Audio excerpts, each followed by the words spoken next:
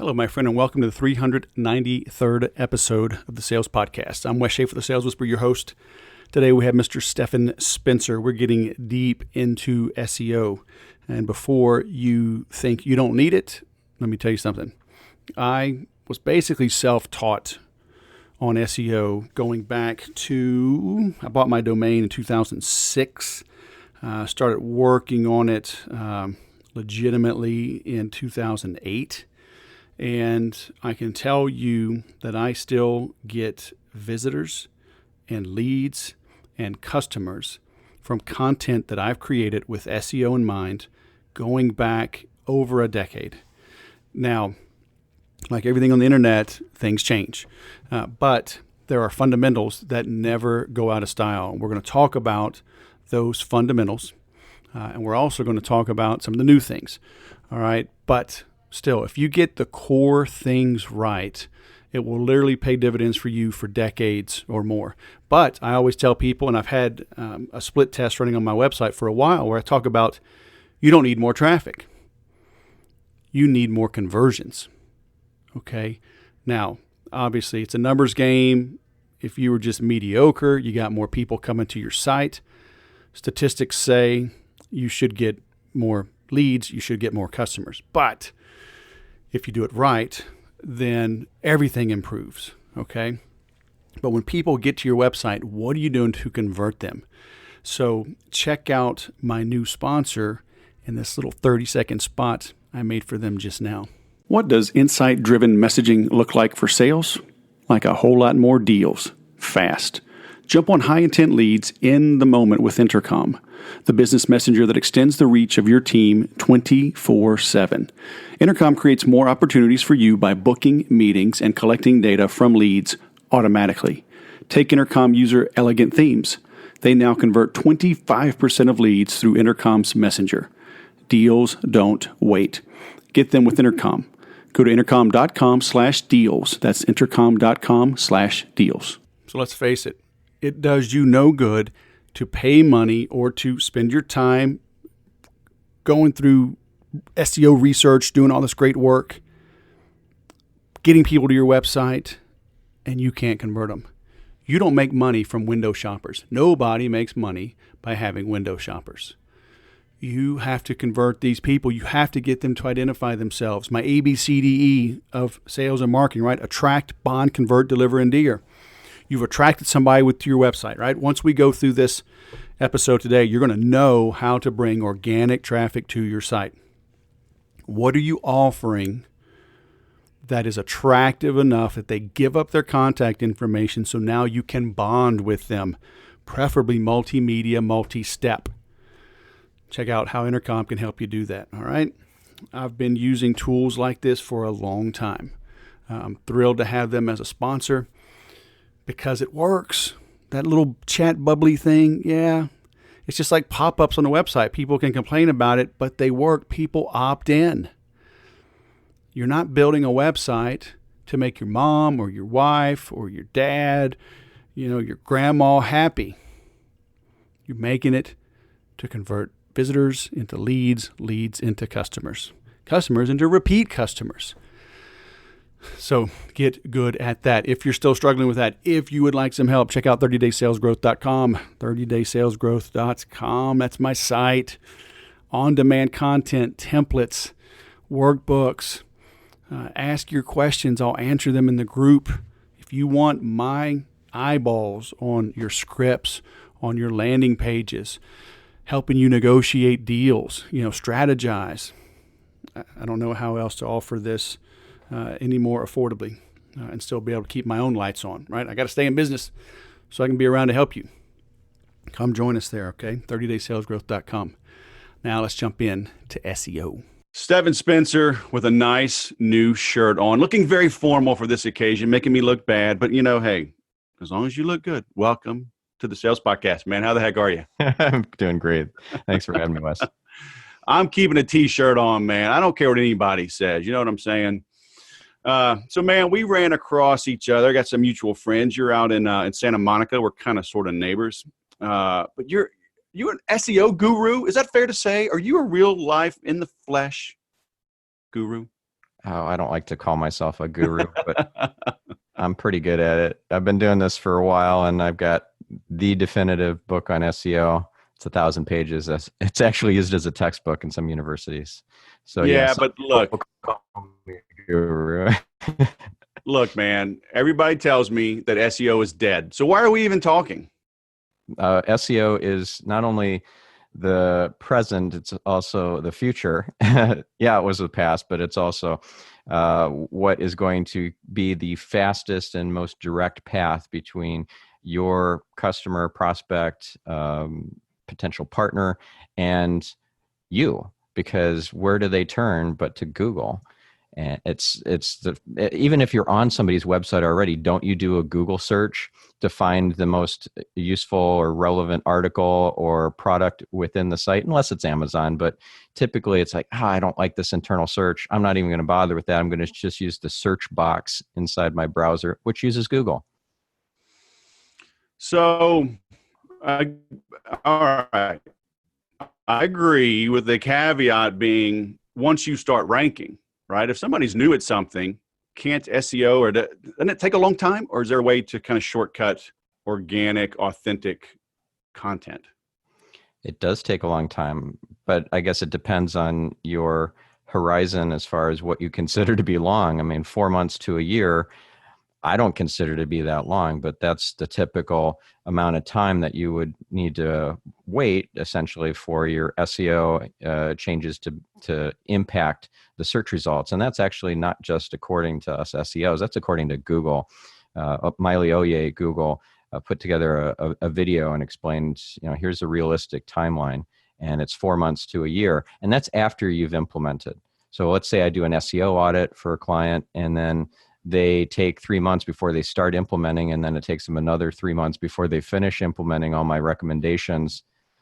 The SEO ROI doesn't hit until 4 to 12 months after they've finished, or at least the highest impact items have gotten implemented. So yeah, it's you're playing the long game.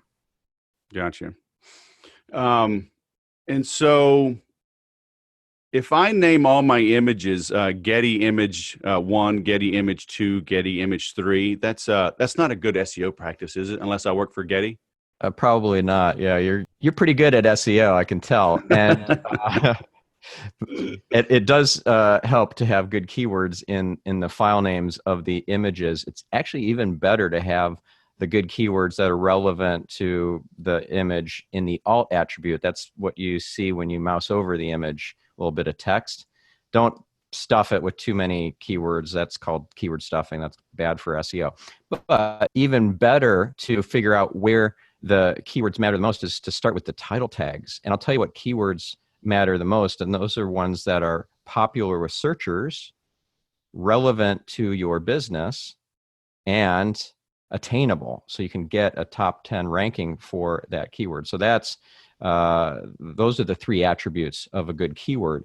And yes, let's place those into the alt attributes of the images and the file names of the images, but more importantly, the title tag of each page. That's where people will look first. Before they even land on your page, they're going to see your search listing, and the clickable, most visible part of your search listing is the title tag, but it's oftentimes neglected by the website owner because it's not visible on the page itself. It's up in the little tab in the browser window. Right. Like, well, just let it be whatever WordPress has set it to or whatever. And that's a terrible idea, because this is your most impactful place to stick good keywords that are relevant, popular, and attainable. So, I wish I was kidding about the name, but I just took over an account from an agency, a high-ranking agency that shall remain unnamed, after a year and $150,000. They were naming images like that on this guy's website, and he was wondering why he hadn't gotten any more business. Are people just lazy? How does a top tier marketing agency get that sloppy? Well, Yeah, I guess it is sloppy, but it's also, I'd say, even more a factor that they don't know what they don't know. They think that they are doing a good job at SEO by just slapping some keywords into the meta description, or even worse, into the meta keywords, and they think they're done. Meta keywords never counted in Google. Meta descriptions don't impact rankings, only the search listing and the display of it. So it's not going to really move the needle much. So why are they spending all this time on things that don't really matter? It's the difference between being outcome focused and activity focused. And most SEOs, and certainly most agencies, are activity focused. They're looking to bill you by the hour. They're looking to inflate their project cost, to add to the list of things that they accomplished and tick all these different boxes. And most of those boxes don't move the needle at all. Right. Yeah, it's also a matter of jack of all trades, master of none. I would never rely on a quote unquote marketing agency to do an SEO practitioner's work, because you get what you pay for in terms of the level of expertise. Now, actually, sometimes you actually pay a lot more than what you get. Like you could work with a really high-end agency and they still don't know what they're doing in terms of SEO. So should a business owner find like various consultants that are experts rather than try to rely on one? Like, should they have one firm as their copywriter, or one firm as their SEO, one firm is their social media, and just kind of find the best in each of those niches? I think so. Because if you find somebody who is phenomenal at SEO, and then you find somebody who's phenomenal at, let's say, Twitter, because you really want to grow your Twitter presence, you're going to be much better off with those two channels than if you hired a general purpose agency that is just decent at both. I mean, you're just you're going to end up with B players, kind of the B team working on your website. And the thing is we don't know that this is happening. We think that we've gotten a really great agency because we got sold, got a really slick founder or salesperson selling us on the value proposition, but it actually doesn't materialize. And that's why so many people feel burned by SEO. But it's not that SEO doesn't work or SEO is dead. It's that SEO only works if you are good at it. and so I have this system that I give to people to help them select a really good SEO. It's called the SEO BS detector. And then my process is called the SEO hiring blueprint. Those are both free downloads on my website on stephanspencer.com. But imagine if you had in your hip pocket a list of a handful of trick questions that you can insert into the interview process. Like, for example, I mentioned that meta keywords don't count for SEO. They don't help at all with anything in the rankings or anything having to do with SEO. And actually, with Google, they never counted, ever, not even from day one. So if you know this and the SEO person you're talking to doesn't know this, that's a telltale sign that you are about to hire a really bad SEO or dodge a bullet if you follow my advice and kick them to the curb. So, what are those two? SEO BS detector. Yep, and the SEO hiring blueprint. They're both in my resources section it's under the Learning Center. Okay, I'll make sure and link to that. Perfect. And so imagine this. You ask this question just innocently in the whole process of the interview.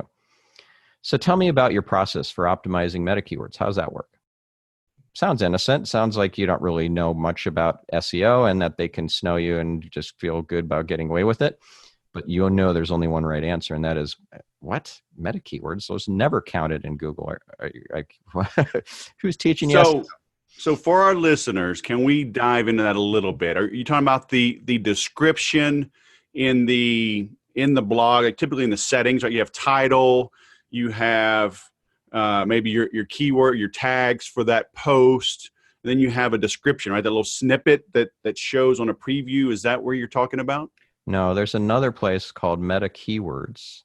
Okay. And it depends on what plugin you're using, if it even supports that, because if they're good plugins, It's they, like a Yoast. I mean, most people use Yoast on WordPress. yeah, yeah. It, So I don't even think it's a visible setting to set your meta keywords in Yoast. Yoast is a great plugin for SEO, by the way. If you're on a WordPress website, you should have it installed. And the free version should be plenty for most people and their needs, but there is a premium version if you want to spend a little bit of money with them. But that doesn't mean that you're going to end up with a search engine optimized website. It's just, it's like having good building materials. You know, you have the right tools, but you have to have the right practitioner using the tools. Otherwise, you end up with a big sloppy mess. if they don't matter, why do they exist? There are a lot of things that don't exist. I mean, that don't matter and exist in the world technically. In Like ice for bourbon, right? I mean, why does that exist? But anyway. Exactly. I have no idea what you're referring to, because I don't drink, but I'll take your word for it. Yeah. So, all right. So, what is your process for optimizing meta keywords? See if they BS you. But what about the description? Yeah. It So seems like that one doesn't move the needle in terms of the rankings. So the most important thing you want to do is move you up in the rankings. Sure. If you know that the meta description doesn't do that, all it does is influence the snippet that's displayed in the search listing, right? So you have a search listing. You're showing up in Google. You have your title there. It's clickable. You have underneath that the URL, which is in green. You have underneath that a little snippet and sometimes a date, but not always. And occasionally you'll even have things like star ratings and stuff like that. But let's just say you just have a regular search listing, doesn't even have the date. It's just got a little snippet of text. That text is oftentimes coming from the meta description. So if it's currently saying something like all rights reserved, copyright, blah, blah, blah, terms and conditions, that's not very compelling. I'm not going to say, ooh, I don't want to click on that listing. Right. So you can override that with your own handcrafted meta description. And that will increase your click-through.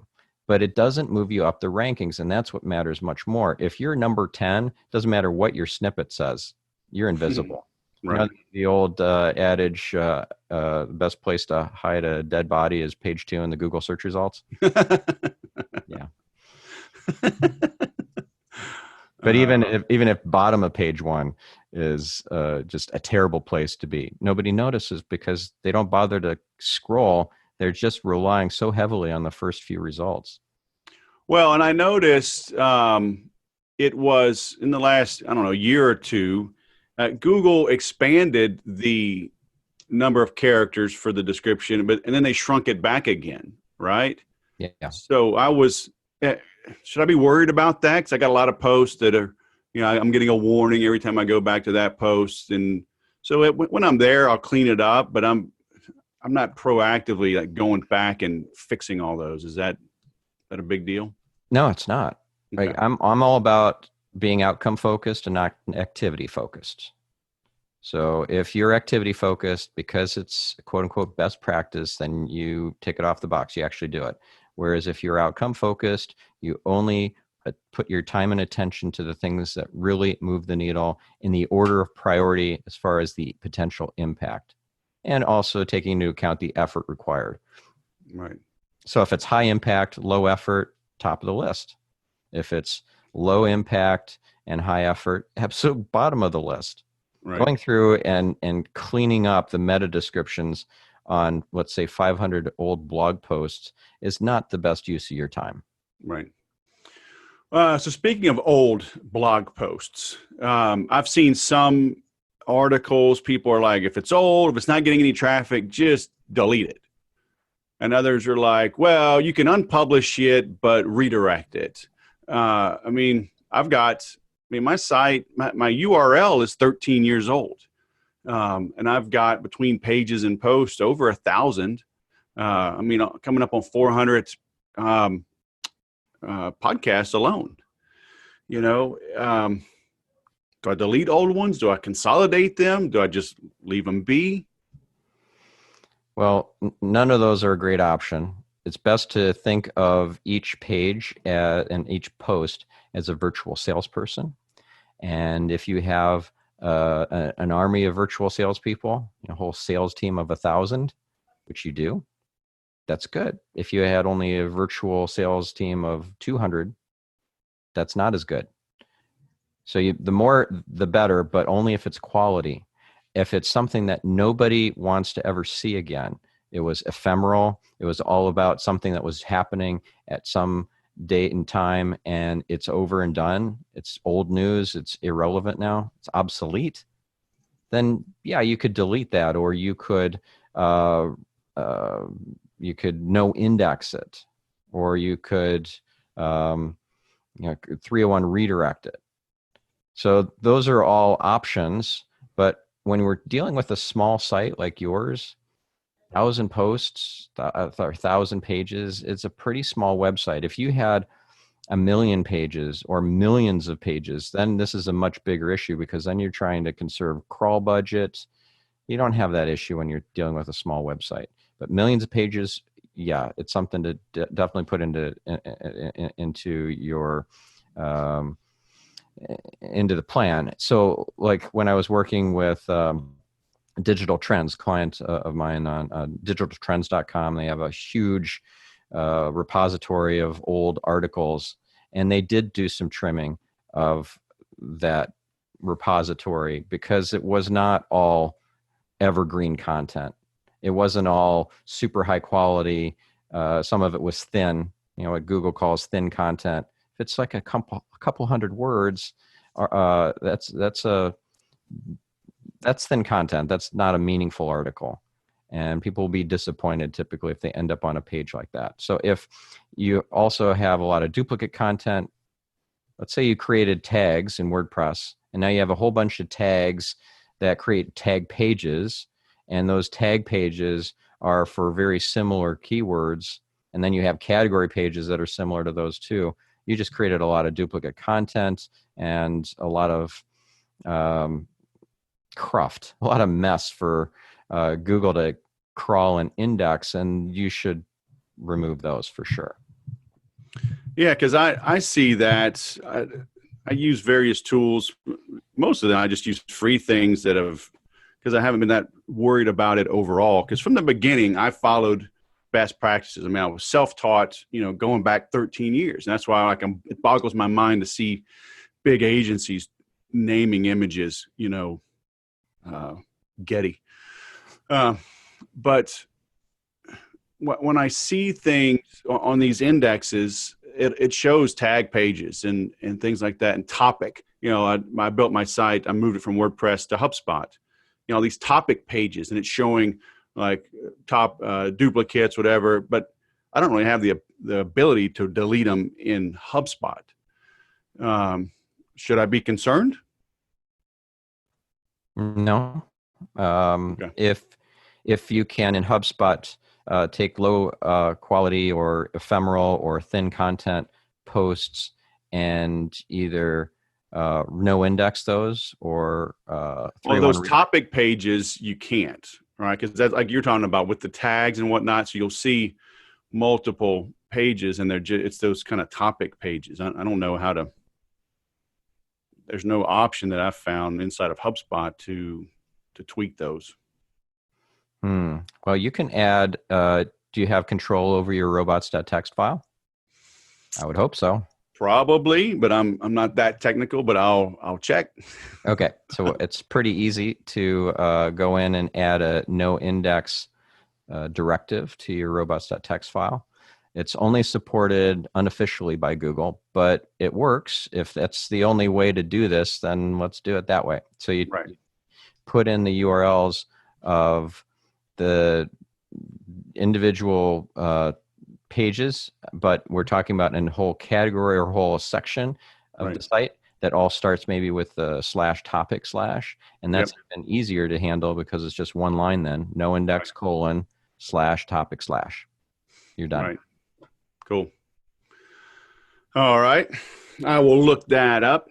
So you talked about thin content, and I've seen things lately, last couple of years, that seem to indicate 1,200 to 1,500 words are ranking better. Is that kind of the volume of content that you recommend? Is that still valid?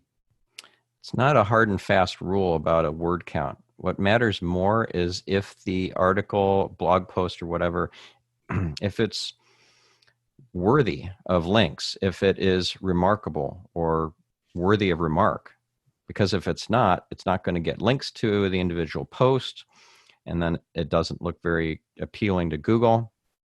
So you could have a 1,000-word article that is so well thought through and researched and has, I don't know, something that's essentially a hook or an angle to it that makes it unique and makes people do a double take. It also leaves a bit of a curiosity gap in the title of the article so that you're not tipping your hand too much in the title. You ever see a headline when you're scrolling through your Facebook newsfeed and it pretty much says everything right in the title, and so you don't even bother to go check out the article itself? Don't do that.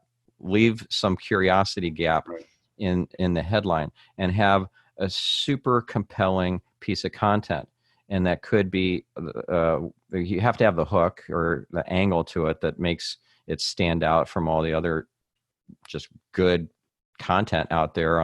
We're awash in good content. Like, how many articles are there about, for example, SEO for HubSpot or SEO for WordPress or Wix or Squarespace or whatever?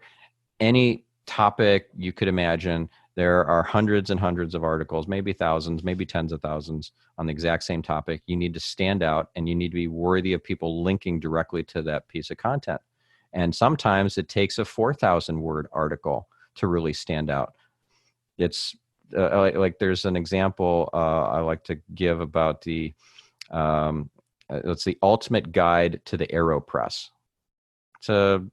I don't drink coffee, so I'm not really that appreciative of that piece of content from a standpoint as a coffee drinker, but as a content marketer and an SEO, I would totally appreciate that piece of content. I think it's 4,000 words long. It's really, really long and covers the history of the AeroPress and use cases and buying criteria and all these sorts of things that will make sure that you get the very most out of your AeroPress if you decide to buy one. That is a remarkable piece of content. It is so comprehensive, so well researched, so well thought through.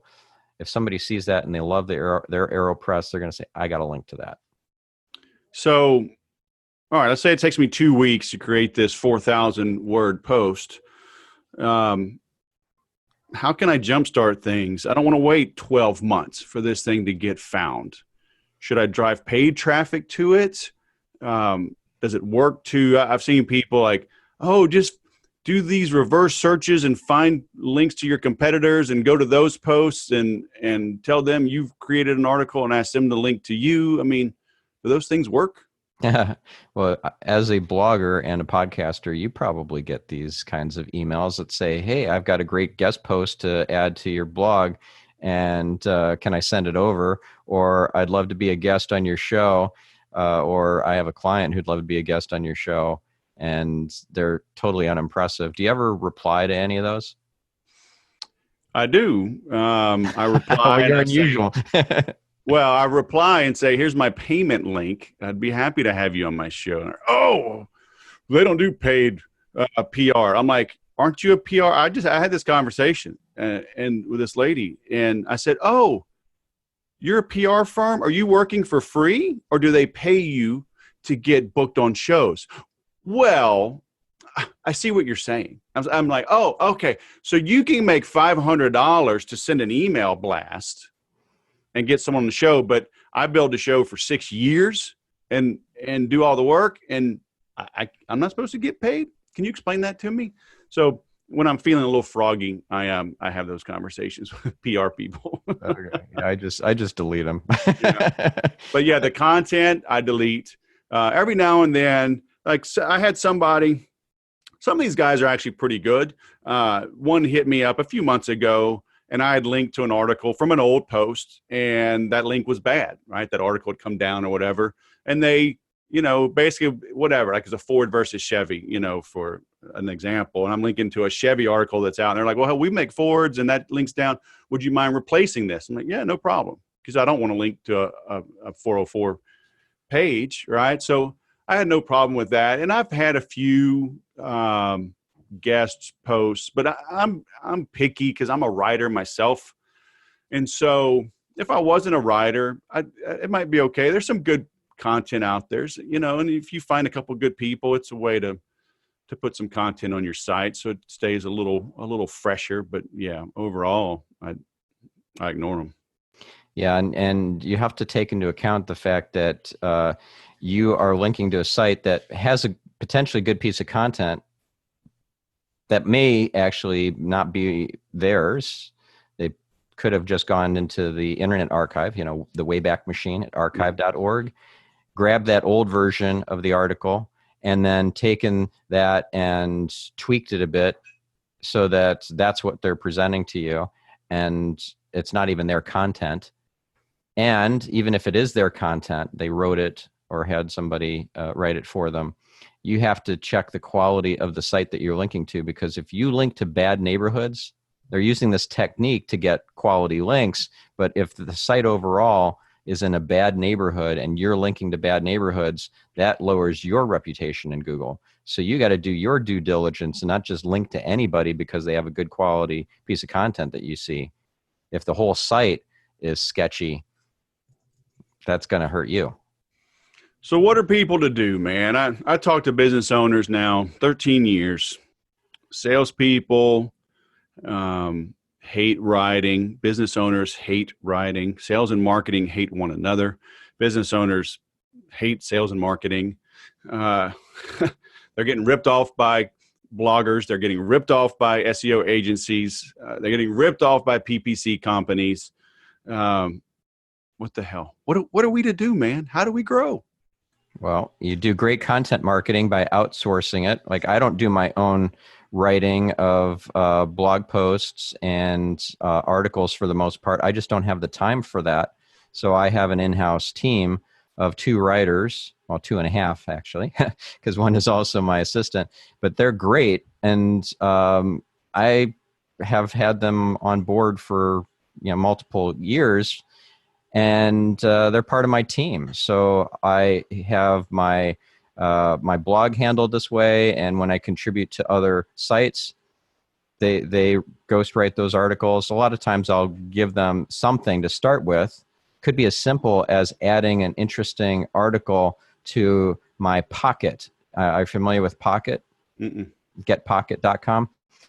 Really handy little bookmarking app, and I give them access to it so that when I add interesting articles and YouTube videos and things like that I find in the course of my day, that all goes into Pocket, and then they look at that, and that gives them inspiration for writing articles, blog posts for stephanspencer.com, and of course tweets and Facebook updates and so forth for my social media. Like, I have no idea what I'm posting to Twitter.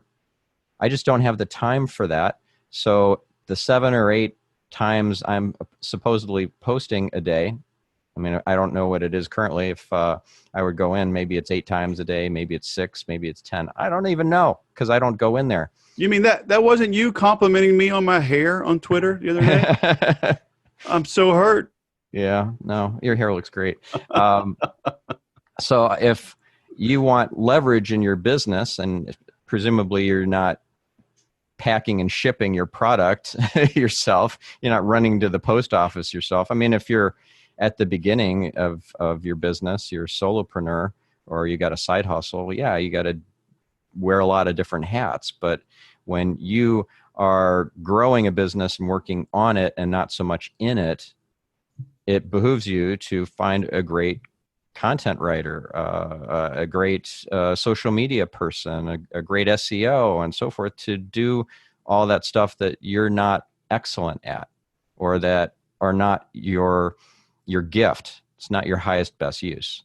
Right. Now we get into hiring and managing people. Oh my gosh, I'm going to go to McDonald's, man. This is so not worth it. That's funny. How many people do you have on your team? I have no full-time employees. They're What all about contractors? Yeah, Yeah, because I consider my contractors my team as well. sure. Yeah, and I've got quite a few, and it kind of ebbs and flows.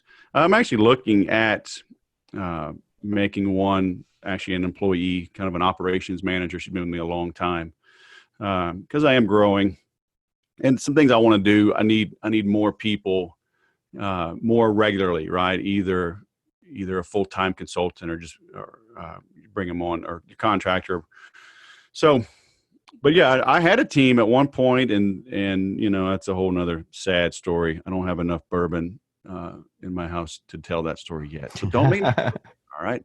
Okay. It's true. I mean, any business, there's always, as soon as you think things are perfect, I mean, you better start looking over your shoulder. And the choice is either, handle the struggles of growth or handle the struggles of shrinking. I mean, either way, you're going to have problems. Right. So, yeah, if you're not growing, you're dying. Yeah, exactly. Yeah. So, but in your words, though, I mean, your advice, SEO, A, is not dead, and B, it's still worth it, right? Yeah, it's not only worth it, but it's essential. Any business that is not doing SEO to their website doesn't really deserve to have a website, because it's like having people staffing your customer service center and not actually having a way for people to call that customer service center. Right. If you're invisible, it doesn't count. If a tree falls in the forest and nobody hears it, like, did it really even fall? Yeah. So I just pulled up your Twitter. You got a huge following, 154. Let me pull back up. 154,000, 153. Was that intentional? Was that a focus? Were you able to grow like that on your own, then your team managed it, or did you bring on a good team and that helped you create a good following? Well, it started with my team helping me to just have a quality and active Twitter account, because I wasn't that active before. The stuff that I was posting was great, but it was inconsistent and infrequent. So then after we got the frequency and the consistency down, we were only at 7,800 followers. So pretty small. When was this? This was like 2 years ago, not even. Okay. Yeah, maybe a year and a half ago. Wow. And then I met a guy named Ben Landis. He's in a group that I'm part of here in LA called Metal.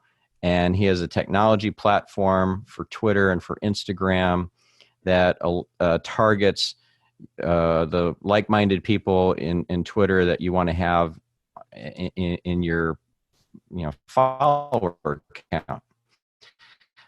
And then it follows them and then waits for them to follow back. And if they don't follow back, then it will drop them.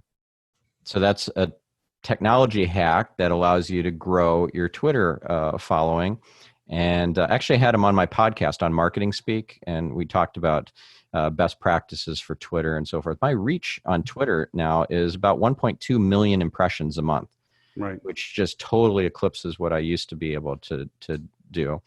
And like I said, I've got a well-trained, well-honed team focusing on adding massive value through my Twitter account. So if you go to twitter.com/SSpencer, you'll see the kinds of quality of posts that it's a mix of things that include wisdom from my guests, from my podcast shows, because I have two shows. Marketing Speak is one of them. The other is Get Yourself Optimized. That's a biohacking, life hacking, self-help podcast. So there's stuff about the podcast,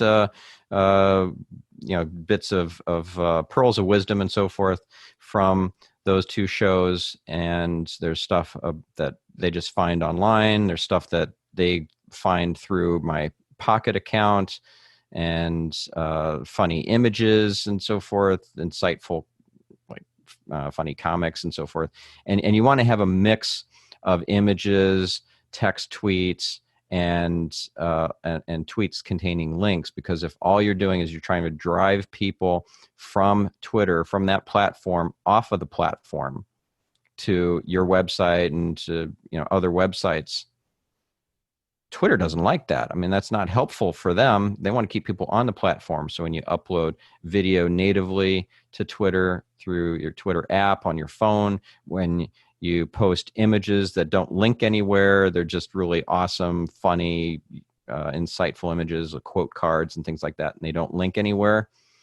And you have text tweets, like quotes and stuff that you hear, as you're just going about your day, like overheard in New York, those sorts of things. And you're posting that stuff, and as part of the mix, Twitter will reward you with the algorithm, giving you more reach because you're keeping people on the platform. So you have to think the strategy behind this, as well as have technology, like in the case of Ben Landis's fan base tool, as well as having the consistency and the high quality.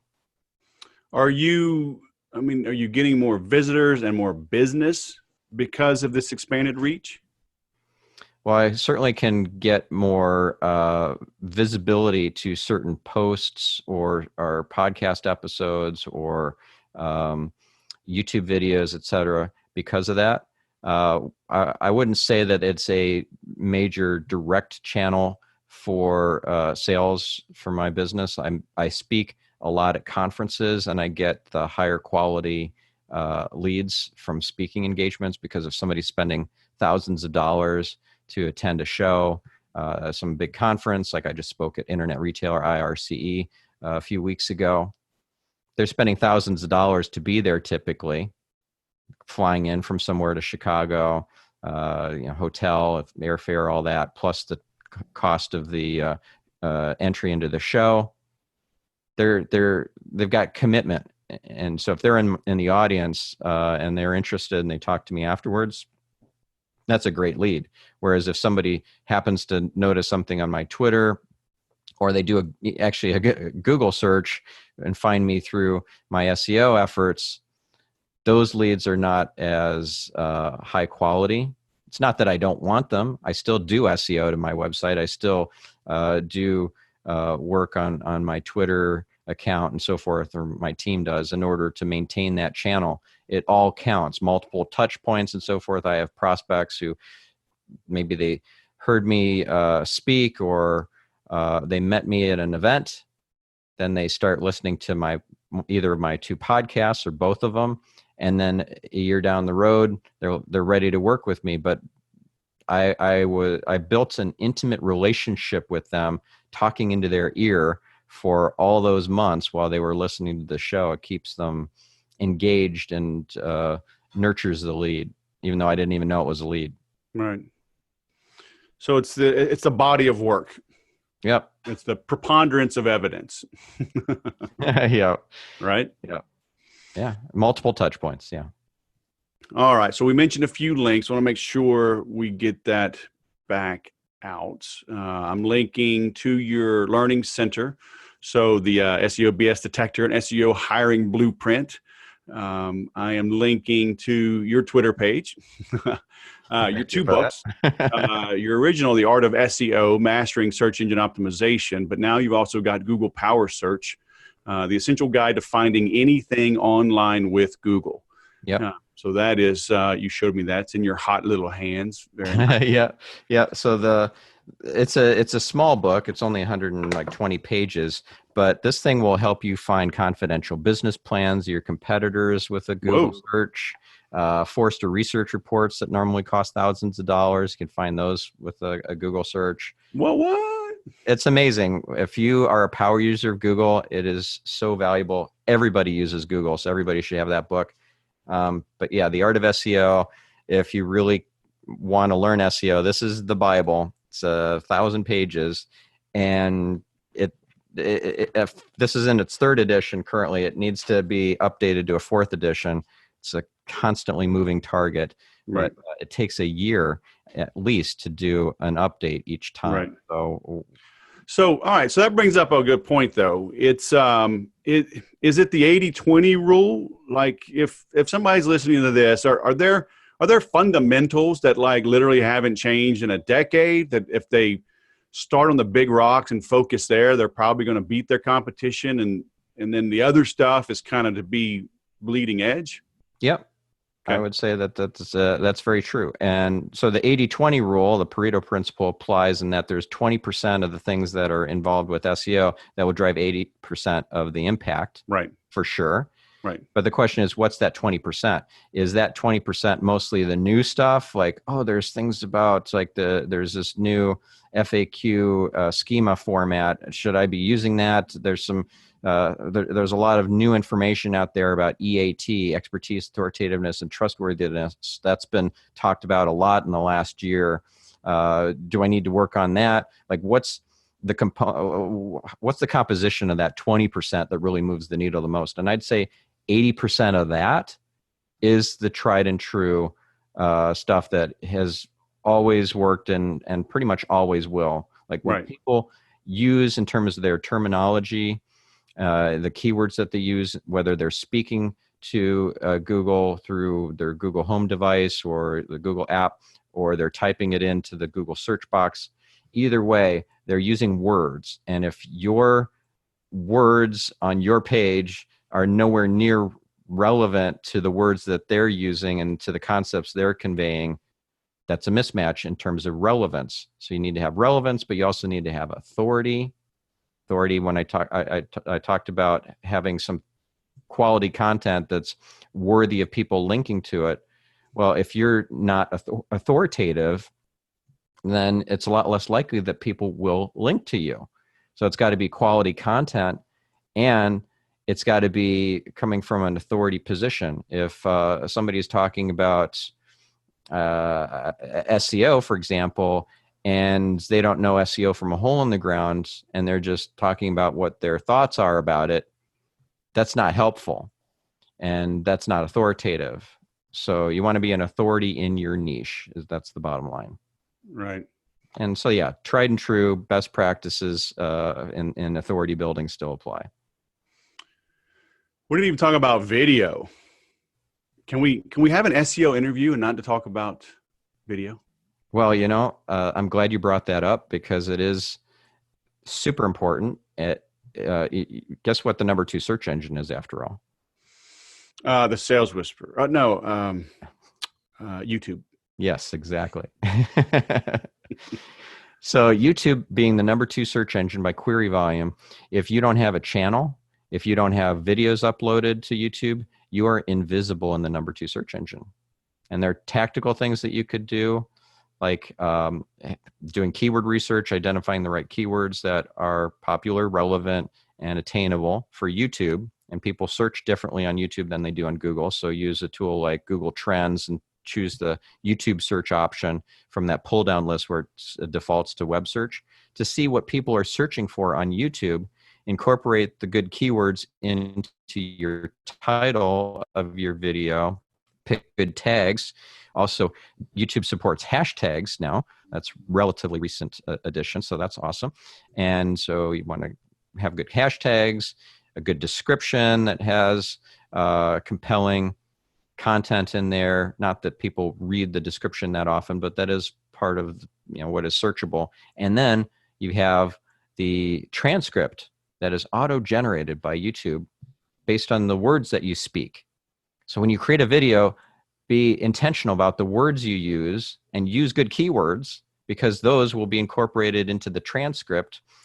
And you also have to check the transcript to look for accuracy, make sure that the algorithm got it 100% right, and then you have the ability to correct any mistakes that the algorithm made.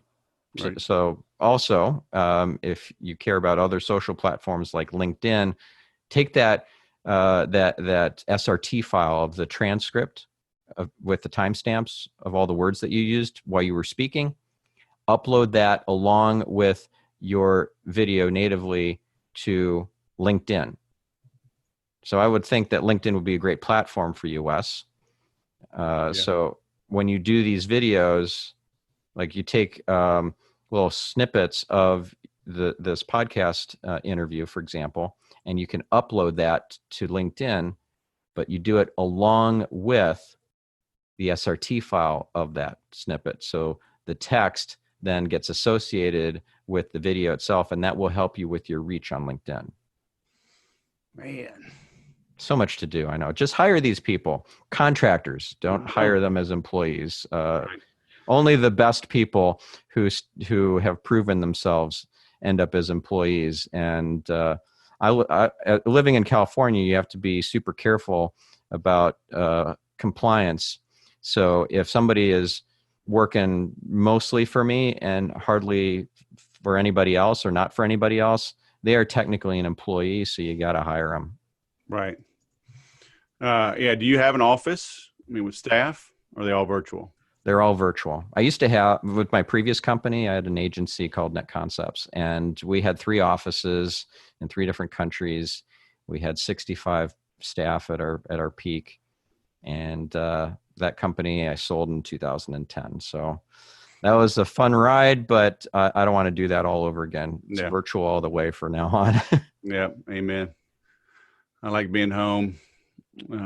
Very cool. All right. So we were wrapping this up. I want to make sure, because the reason I brought up, I was asking about the SEO, because you had mentioned that the art of SEO needs updating, but that shouldn't preclude, unless you are a bleeding edge SEO person, right? If you're a business owner, just want to wrap your brain around SEO and get the fundamentals right, that book is still a valuable asset, right? Super valuable. And in fact, if somebody who wants to just not go too much into the weeds of SEO, but they're very interested in learning about content marketing and how to create something that is worthy of people linking, whether it's a blog post or a video or some sort of worksheet or personality test or quiz or whatever the piece of content is, Chapter 7 of The Art of SEO is all about content marketing and link building, and it's not super technical, and I will give that away to all of our listeners. So I'll give you that PDF to share with your listeners. I have permission from my publisher, O'Reilly, to share that chapter.